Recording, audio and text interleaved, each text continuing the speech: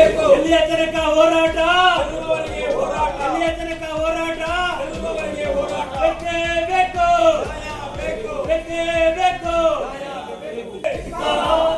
ಪ್ರಧಾನಿಗೆ ನಮ್ಮ ದೇಶದ ವಿದ್ಯಾರ್ಥಿಗಳು ನೀಟ್ ಪರೀಕ್ಷೆಯನ್ನು ಮಾಡಿ ನಾವು ಡಾಕ್ಟರ್ ಆಗಬೇಕು, ಈ ದೇಶದ ನಾಗರಿಕರನ್ನ ಅವರ ಕಾಯಿಲೆ ಬಂದಾಗ ಅವರ ಕಾಯಿಲೆಯನ್ನು ಗುಣಪಡಿಸಿ ಜೊತೆಗೆ ನಮ್ಮ ಬದುಕನ್ನು ಕಟ್ಟಿಕೊಡ್ಬೇಕು ಅಂತ ಹೇಳಿ 22 ಲಕ್ಷ ವಿದ್ಯಾರ್ಥಿಗಳು ಕಣ್ಣಿಗೆ ಎಣ್ಣೆ ಬಿಟ್ಕೊಂಡು ಹಗಲು ರಾತ್ರಿ ಅನ್ನದೆ ಓದಿ ಪರೀಕ್ಷೆ ಬರೀತಾರೆ.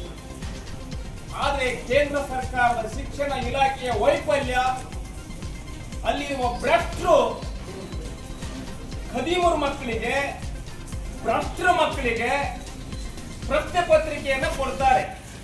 ಅಂದ್ರೆ ನೀವು ಪರೀಕ್ಷೆಯಲ್ಲಿ ಪಾಸ್ ಆಗಿ ನೀವು ಡಾಕ್ಟರ್ ಆಗ್ರಿ, ನೀವು ಡಾಕ್ಟರ್ ಆಗಿ ಕೋಟಿಗಟ್ಟಲೆ ಹಣ ಸಂಪಾದನೆ ಮಾಡ್ರಿ ಅಂತ ಹೇಳಿ ಈ ಶಿಕ್ಷಣ ಇಲಾಖೆ ಜವಾಬ್ದಾರಿ ಇರುವಂತವರು ಇನ್ಕ್ಲೂಡ್ ಶಿಕ್ಷಣ ಮಂತ್ರಿ ಕೇಂದ್ರ ಅದು ಗಮನಕ್ಕೆ ಬರುತ್ತೆ.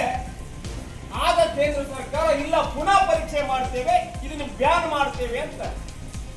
ಆದ್ರೆ 22 ಲಕ್ಷ ವಿದ್ಯಾರ್ಥಿಗಳು ಹಗಲು ರಾತ್ರಿ ಓದಿದ್ರಲ್ಲ, ಅವರು ಮಾನಸಿಕ ಸ್ಥೈರ್ಯವನ್ನು ಕಳೆದುಕೊಳ್ತಾರೆ. 22 ಜನ ವಿದ್ಯಾರ್ಥಿಗಳು ನಮಗೆ ಪುನಃ ಪರೀಕ್ಷೆ ಬರೀಲಿಕ್ಕೆ ಆಗೋದಿಲ್ಲ, ನಮಗೆ ಬದುಕೇ ಬೇಡ ಅಂತೇಳಿ ಆತ್ಮಹತ್ಯೆಯನ್ನು ಮಾಡಿಕೊಳ್ತಾರೆ. ಪಾಪ ಈ ಭ್ರಷ್ಟರು ಏನು ಸೋರಿಕೆ ಮಾಡಿದ್ರಲ್ಲ, ಇದರ ಪರಿಣಾಮ ಆ 22 ಭಾರತ ದೇಶವನ್ನು ಕಟ್ಟಬೇಕು, ಈ ದೇಶ ಸೇವೆಯನ್ನು ಮಾಡಬೇಕು ಅಂತ ಏನು ಅಂದುಕೊಂಡಿದ್ರು, ಇವತ್ತು ಸ್ವರ್ಗಸ್ಥರಾದ್ರು, ಹುತಾತ್ಮರಾದ್ರು. ಅದಕ್ಕೆ ಕಾರಣ ಯಾರು?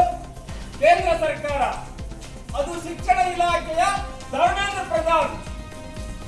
ನಾನು ನರೇಂದ್ರ ಮೋದಿ ಅವರಿಗೆ ಹೇಳಿಕೆ ಇಷ್ಟ ಪಡ್ತೇನೆ, ಈ ದೇಶದಲ್ಲಿ ಭ್ರಷ್ಟಾಚಾರದ ಬಗ್ಗೆ ಮಾತಾಡ್ತೀರಿ, ತಮ್ಮ ವಿರೋಧ ಪಕ್ಷದ ನಾಯಕರನ್ನ ಜೈಲಿಗೆ ಕಳಿಸ್ತೀರಿ, ತಮ್ಮದೇ ಪಕ್ಷದ ತಮ್ಮದೇ ಮಂತ್ರಿ ಇಷ್ಟೊಂದು ಭ್ರಷ್ಟಾಚಾರ ಮಾಡಿದ್ರು, ವಿದ್ಯಾರ್ಥಿಗಳು ಕೇಳ್ಕೊಂಡ್ರು ಆ ಭ್ರಷ್ಟನನ್ನು ವಜಾಗೊಳಿಸ್ರಿ ಅಂತ. ಆದ್ರೆ ಇದುವರೆಗೂ ನೀವು ಅವರನ್ನ ಶಿಕ್ಷಣ ಸಚಿವರಿಂದ ತೆಗಿಲಿಕ್ಕಾಗಲಿಲ್ಲ. ಯಾಕಾಗಲಿಲ್ಲ? ಹಾಗಾದ್ರೆ ಭ್ರಷ್ಟರನ್ನ ನೀವಿಟ್ಕೊಂಡಿದ್ದೀರಿ, ಅದರಲ್ಲಿ ನಿಮ್ಮ ಪಾಲು ಇದೆ ಅಂತ ಹೇಳುವಂತ ಮಾತನ್ನು ನಾವು ಈ ಸಂದರ್ಭದಲ್ಲಿ ಹೇಳಬೇಕಾಗಿದೆ. ಆದ್ರೆ ಮಕ್ಕಳು ಪ್ರತಿಭಟನೆ ಮಾಡ್ತಾ ಇದ್ದಾರೆ. ಇವತ್ತು ನಾವೇನ್ ಮಾಡಿದ್ರಿ?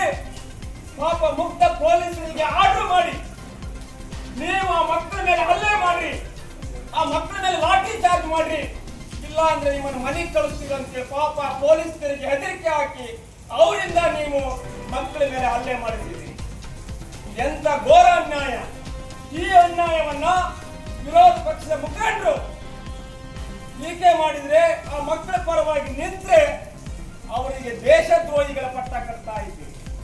ನಿನ್ನೆ ಉತ್ತರ ಕನ್ನಡ ಜಿಲ್ಲೆಯಲ್ಲೂ ಕೂಡ ನಿಮ್ಮದೇ ಆದ ಶಾಸಕ ದಿನಕರ್ ಶೆಟ್ಟಿ ಪ್ರತಿಭಟನೆ ಮಾಡ್ತಾರೆ, ಪ್ರೆಸ್ ಮೀಟ್ ಮಾಡ್ತಾರೆ, ವಿರೋಧ ಪಕ್ಷರು ರಾಜಕಾರಣ ಮಾಡ್ತಾ ಇದ್ದಾರೆ ಅಂತ. ಅಂದ್ರೆ ಮಕ್ಕಳ ಪರವಾಗಿ ನಿಲ್ಲೋದು, ನ್ಯಾಯದ ಪರವಾಗಿ ನಿಲ್ಲೋದು ರಾಜಕಾರಣನ? ನಾನು ನರೇಂದ್ರ ಮೋದಿ ಅವರೇ ನಿಮಗೆ ಒತ್ತಾಯ ಮಾಡ್ತಾ ಇದ್ದೇನೆ. 2014ರಲ್ಲಿ ಬಿಜೆಪಿಯವರು ನಿಮ್ಮನ್ನ ಈ ದೇಶದ ಪ್ರಧಾನಮಂತ್ರಿ ಅಭ್ಯರ್ಥಿ ಅಂತೇಳಿ ಘೋಷಣೆ ಮಾಡ್ತಾರೆ. ಚುನಾವಣೆ ಹತ್ರ ಬಂದಿದೆ, ಇಡೀ ದೇಶದ ನಾಗರಿಕರನ್ನು ಉದ್ದೇಶಿಸಿ ನೀವು ಮಾತಾಡ್ತೀರಿ. ಈ ದೇಶದ ಯುವಕರೇ, ವಿದ್ಯಾರ್ಥಿಗಳೇ, ನಾನು ಅಧಿಕಾರಕ್ಕೆ ಬಂದೆ, ಪ್ರತಿ ವರ್ಷ 2 ಕೋಟಿ ಉದ್ಯೋಗವನ್ನು ನಿಮಗೆ ಕೊಡ್ತೇನೆ, ಈ ದೇಶದಲ್ಲಿ ಭ್ರಷ್ಟಾಚಾರವನ್ನ ಬೇರು ಸಮೇತ ಕಿತ್ತಾಕ್ತೇನೆ, ಭ್ರಷ್ಟರನ್ನ ಜೈಲಿಗೆ ಕಳಿಸ್ತೇನೆ, ವಿದೇಶದಲ್ಲಿ ಕಪ್ಪು ಹಣವನ್ನು ತರ್ತೇನೆ, ಅಚ್ಚೇ ದಿನ ಕೊಡ್ತೀನಿ ಅಂತ ಹೇಳಿದ್ರಿ. ಆದ್ರೆ ನೀವು ಬಂದು 12-13 ವರ್ಷ ಆಯ್ತು, ಈ ದೇಶದಲ್ಲಿ ಭ್ರಷ್ಟರ ಸಂಖ್ಯೆ ಹೆಚ್ಚಾಗ್ತಾ ಇದೆ.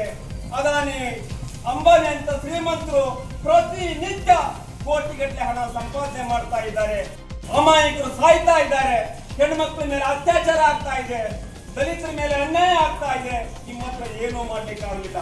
ನೀವು ಒಬ್ಬ ವಚನ ಭ್ರಷ್ಟ, ನೀವೊಬ್ಬ ದೇಶದ್ರೋಹಿ, ನೀವು ಈ ದೇಶವನ್ನು ಆಳೋದಕ್ಕೆ ನಾಲಾಯಿಸಿದ್ದೀರಿ. ನೀವು ಏನಾದರೂ ಧರ್ಮೇಂದ್ರ ಪ್ರಧಾನರನ್ನು ವಜಾಗೊಳಿಸದೆ ಹೋದ್ರೆ ಇನ್ನು 8 ದಿವಸದಲ್ಲಿ ನಾವು ವಿದ್ಯಾರ್ಥಿಗಳನ್ನೆಲ್ಲ ಸೇರಿಸಿಕೊಂಡು ನಿನ್ನೆ ಬಹುತೇಕ ವಿದ್ಯಾರ್ಥಿಗಳು ನನಗೆ ಫೋನ್ ಮಾಡಿದ್ರು, ನಾವು ಬರ್ತೀವಿ ಅಂತ. ಇಲ್ಲ, ನೀವು ಯಾರೂ ಬರೋದು ಬೇಡ, ನಿಮ್ಮನ್ನ ಕರೆಸ್ಕೊಳ್ಳೋದಕ್ಕೆ ನಾವು ಅಧಿಕೃತವಾಗಿ ಪರ್ಮಿಷನ್ ತೆಗೆದುಕೊಳ್ಬೇಕಾಗುತ್ತೆ ಅಂತ ನಾವು ಈಗಾಗಲೇ ಅವರಿಗೆ ಮಕ್ಕಳಿಗೆ ಹೇಳಿದ್ದೇವೆ. ಇನ್ನು 8 ದಿನದಲ್ಲಿ ಅವರನ್ನು ವಜಾಗೊಳಿಸಿ ಹೋದ್ರೆ ಎಲ್ಲ ವಿದ್ಯಾರ್ಥಿಗಳನ್ನು ಸೇರಿಸಿಕೊಂಡು ನಿಮ್ಮ ವಿರುದ್ಧ, ನಿಮ್ಮ ಸರ್ಕಾರದ ವಿರುದ್ಧ ಪ್ರತಿಭಟನೆಯನ್ನು ಮಾಡಬೇಕಾಗುತ್ತೆ ಅಂತ ಒಂದು ಎಚ್ಚರಿಕೆಯನ್ನು ಕೊಡ್ತಾ ನಾವು ಈಗ ತಹಸೀಲ್ದಾರ್ ಮುಖಾಂತರ ರಾಷ್ಟ್ರಪತಿಗಳಿಗೆ ಮನವಿ ಕೊಡ್ತಾ ಇದ್ದೇವೆ. ಕೂಡಲೇ ಆತನನ್ನ ವಜಾಗೊಳಿಸಬೇಕು ಧರ್ಮೇಂದ್ರ ಪ್ರಧಾನ ಅಂತ ಹೇಳುವಂತ ಒಂದು ಒತ್ತಾಯದ ಮನವಿಯನ್ನು ತಮ್ಮೆಲ್ಲರ ನೇತೃತ್ವದಲ್ಲಿ ಕೊಡ್ತಾ ಇದ್ದೇವೆ. ಜೈ ಭಾರತ್ ಮಾತಾ ಕಿ ಜೈ.